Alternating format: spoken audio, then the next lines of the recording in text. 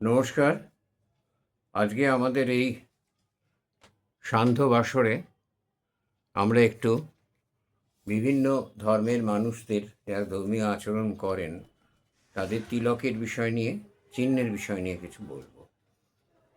তিলক বিশেষ এক ধরনের চিহ্ন যা তাদের উপাসকেরা তাদের কপালে এঁকে থাকেন এবং সর্বাঙ্গেই আঁকেন। আর এটি তাদের দেবদেবীর কপালেও আঁকা থাকে। আর এটা বৈষ্ণবদের ভেতরেই বেশি এর প্রচলন দেখা যায়। এর রকমারিত্ব বেশি, অনেক প্রকার আছে। অন্যান্য সব ধর্মেই তিলক কাটা হয়। তিলকের একটা বিশেষ মর্যাদাপূর্ণ আসন রয়েছে ধর্মীয় সাধনার ভেতরে। বৈষ্ণব ধর্মে বৈচিত্র্য বেশি। স্নানের পরে এই তিলক কাটা হয়। তিলকের যে আকৃতি সেটা ঊর্ধ্বপুণ্ড, অর্থাৎ ইউয়ের মতো। এটি বিষ্ণুর শ্রীচরণের প্রতীক। আর গোপীচন্দন অথবা তুলসী মাটি দিয়ে এই তিলক আঁকা হয়। দ্বাদশ অঙ্গে তিলক ধারণের স্থান নিয়ম অনুযায়ী: ললাটে কেশব, ওং কেশবায় নমঃ মন্ত্র। উদরে নারায়ণ, ওং নারায়ণায় নমঃ। বক্ষ মাধব, ওং মাধবায় নমঃ। কণ্ঠ গোবিন্দ, ওং গোবিন্দায় নমঃ। ডান পার্শ্ব বিষ্ণু, ওং বৈষ্ণবে নমঃ। বাহু মধুসূদন, মধুসূদনায় নমঃ। ডান স্কন্দ ত্রিবিক্রম, ত্রিবিক্রমায় নমঃ। বাম পার্শ্ব বামন, ওং বামনায় নমঃ। বাম বাহু মধুসূদন, ওং মধুসূদনায় নমঃ। বাম স্কন্দ ঋষিকেশ, ঋষিকেশায় নমঃ। পৃষ্ঠ পদ্মনাভ, পদ্মনাভয় নমঃ। কোটি দামোদর, দামোদরায় নমঃ। তিলক ধারণের শেষে তুলসী পাতা বা জল মাথায় দেয়া হয়। তিলকের মাঝে বা নিচে লাল রেখা দেয়া হয়।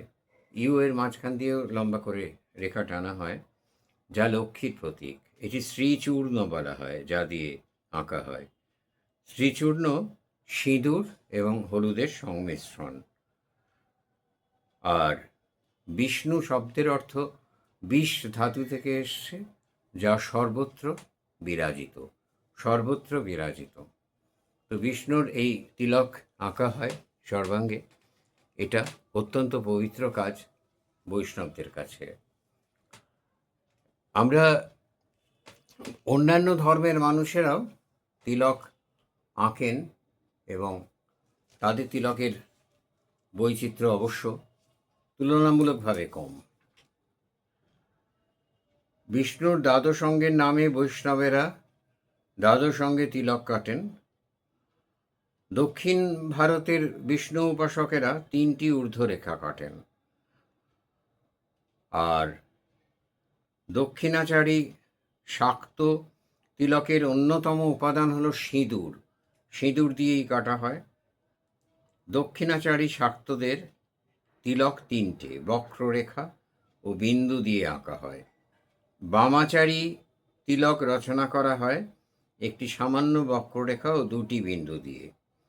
শৈব ত্রিলক চিহ্নের নাম ত্রিপুণ্ডরক, যা অর্ধচন্দ্র ও বিন্দুর সমন্বয়ে গঠিত। সৌর সম্প্রদায়ের, মানে যারা সূর্যের উপাসক, তিলক চিহ্ন হলো 2টি স্থূল সরল রেখা। আর গাণপত্যের তিলক ইংরাজির ইউ এর মধ্যে প্রদীপ শিখা। চন্দন, সিঁদুর, তিলক মাটি ছাড়াও তিলক চিহ্নে ভস্যের ব্যবহারও দেখা যায়। নাগা সন্ন্যাসীরা অনেকেই ভস্যের দ্বারা তিলক আঁকেন, কারণ ভস্যই তো ওদের, নাগা সন্ন্যাসীদের একটা ভূষণ। ওরা ভস্য ভীষণ ভালোবাসেন। তো এই বিভিন্ন তিলকগুলো আঁকার আর কিছু কারণ নেই। আমি কোন সম্প্রদায়ভুক্ত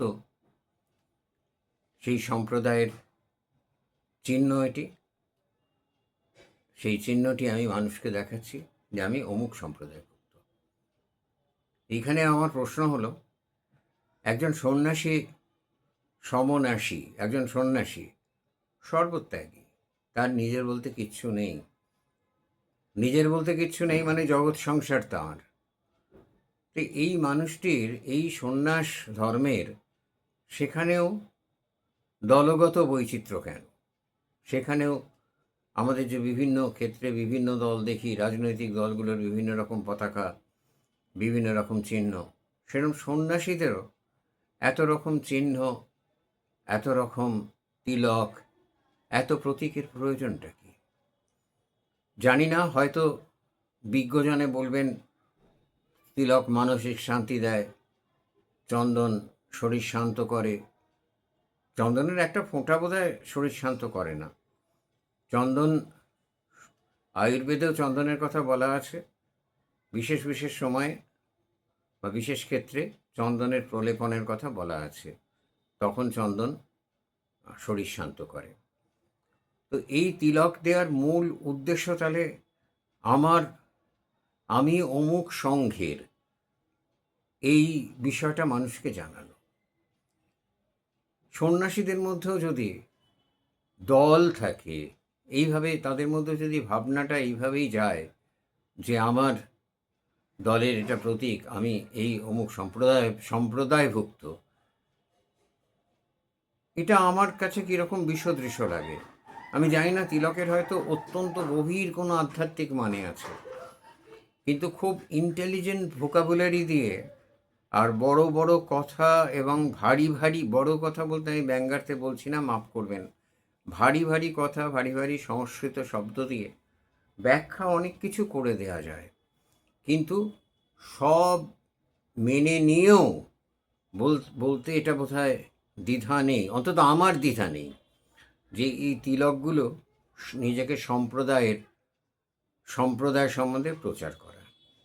আজকে তো নানা কথা হচ্ছে বর্ণ হিন্দু নিয়ে, ব্রাহ্মণ, কায়স্থ, বৈদ্য, এই সমস্ত ক্ষত্রিয়, এই সমস্ত বিভিন্ন জাতি নিয়ে, সেইগুলো নিয়ে নানা রকম আলোচনা হচ্ছে, আন্দোলন হচ্ছে। ঠিকই, ঠিক, মানুষ মানুষই, সে আর যাই হোক।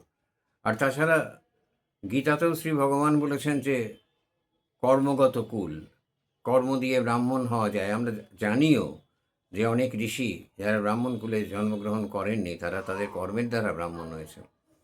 তাহলে সন্ন্যাসী তো নিজের কর্মের দ্বারা সন্ন্যাসী হবেন, ব্রহ্মচর্য থেকে সন্ন্যাসীতে উত্তীর্ণ হবেন।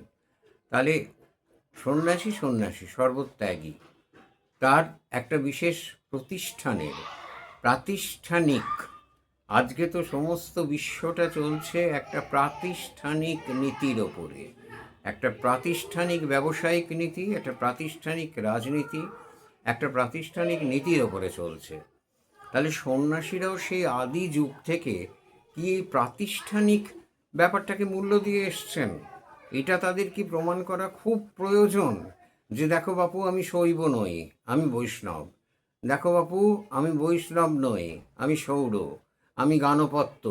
এইটা প্রমাণ করার কি খুব প্রয়োজন? সন্ন্যাসী, সর্বত্যাগী সন্ন্যাসী, যার কাছে সমস্ত বিশ্ব সমান, যিনি সূর্যের মতো, সূর্যের কাছে যেমন রোদ উঠলে সে স্থানকাল পাত্র সে ভাবে না, সে সর্বত্র নিজেকে ছড়িয়ে দেয়, সেরকম সন্ন্যাসীর জ্ঞান ঐশ্বর্য, সাধনগত ঐশ্বর্য, সাধনালব্ধ ধন তো তিনি সবাইয়ের মধ্যে বিতরণ করবেন, তবেই তো তিনি সন্ন্যাসী। তাকে কেন প্রতীক ধারণ করে তার দলের নাম প্রচার করতে হবে? এটা আমার প্রশ্ন। আমি পণ্ডিত নই, খুব সাধারণ একজন মানুষ। তো আমি আপনাদের কাছে প্রশ্নটা রাখলাম, আপনারা সম্ভব হলে, ইচ্ছা করলে আমার চ্যানেলে, আমার ইউটিউবে চাটুজ্জে পরিবার, আপনারা উত্তরটা দিতে পারেন। নমস্কার।